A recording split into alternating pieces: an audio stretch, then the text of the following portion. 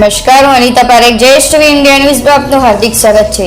સુરતમાં ગણેશ પંડાલમાં પથ્થરમારો કરનાર 25 આરોપીઓને કોર્ટમાં રજૂ કરવામાં આવ્યા હતા, જેમાંથી 23 આરોપીઓના 2 દિવસના રિમાન્ડ મંજૂર કરવામાં આવ્યા છે।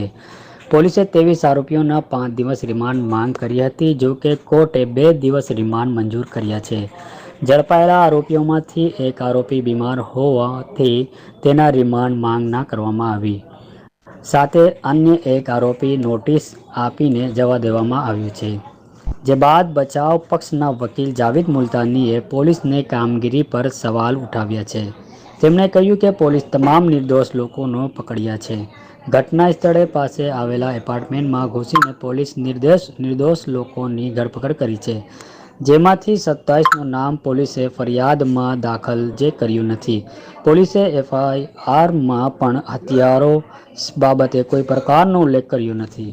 કરીને આ કેસમાં એક જે સનસનીખેજ છે જે વકીલો માટે કે આરોપી જે હતો 27 નંબરનો નદીમ સલીમભાઈ રંદેરા, અગાઉ જે છે એ આઈઓ તરફથી જે પ્રેસનોટ આપવામાં આવેલી એ પ્રેસનોટમાં આ આરોપીનું નામ નથી, એફઆઈઆરમાં નામ નથી, ને આજે જ્યારે એને પ્રોડક્શન કરવામાં આવ્યું ત્યારે બી મારા 27 નંબરના આરોપીનું નામ નહીં હતું।